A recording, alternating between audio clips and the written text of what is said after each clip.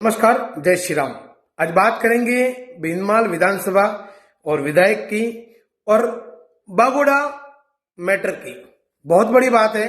देखिए, मैंने मेरे जीवन में कभी भीनमाल विधानसभा में समरजीत सिंह जी का कभी विरोध नहीं किया, न कभी उनके अगेंस्ट में कभी मैं प्रचार में गया और न कभी उनका नाम तक मैंने लिया।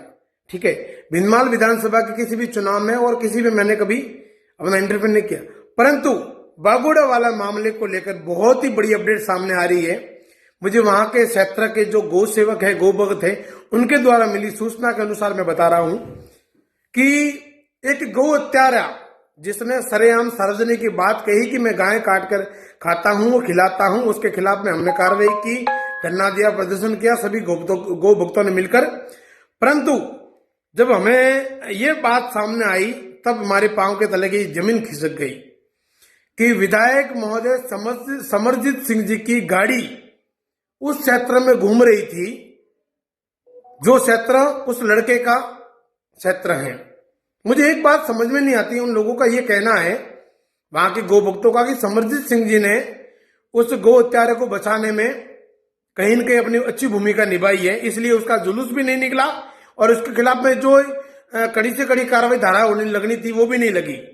ऐसी जानकारी भी लगी है और कुछ प्रमाण भी सामने आया है, क्योंकि पुलिस वालों ने जो वादा किया था वो वादे से मुकर गए, कहीं न कहीं तो दबाव था इसलिए।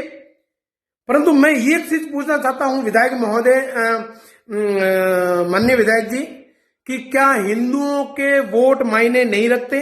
आपकी ऐसी क्या मजबूरी थी कि इस मामले में आपको वहां तक जाना पड़ा? अगर ये बात सत्य है तो वहां के गौ भक्तों का जो कहना है अगर वो सत्य है तो आपको ऐसी क्या नौबत आई कि इस मामले में आपको वहां तक जाना पड़ा और प्रशासन पर दबाव बनाकर उसका जो जुलूस निकलने वाला था बागोड़ा के अंदर, उस जुलूस को आपने रुकवा दिया? हिंदुओं के वोट कोई मायने नहीं रखते आपके? क्या आप केवल और केवल उन्हीं लोगों के वोटों से जीते हो? एक गौ हत्यारा सरेआम सार्वजनिक ये बात कहता है और उसको आप लोग बचाने में जी जान लगा देते हो। कितनी बड़ी शर्मनाक की बात है। भीनमाल क्षेत्र विधानसभा के हिंदुओं, ये आपके लिए बहुत बड़ी बात है।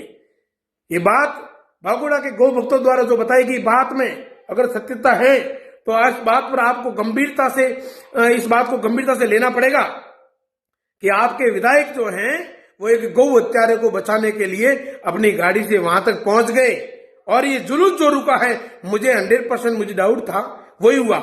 और वहां के लोगों का कहना था कि टाइगर भाई हम कुछ भी कर रहे हैं, परंतु यहाँ के विधायक हैं वो कहने का मतलब ये नहीं होने देंगे और वो नहीं होने दिया।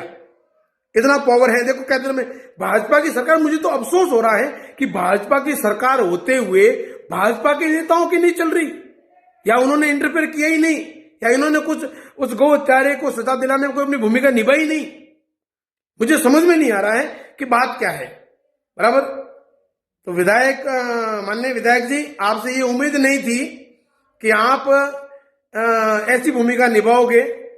मैंने तो कभी आज दिन तक आपका विरोध नहीं किया था, परंतु आपने अब खुलकर हम गौ भक्तों के खिलाफ में जो ये आपने जो अपनी उपस्थिति दर्ज कराई है, जो बहुत ही निंदनीय है, बहुत बुरा लगा हमें ये सुनकर।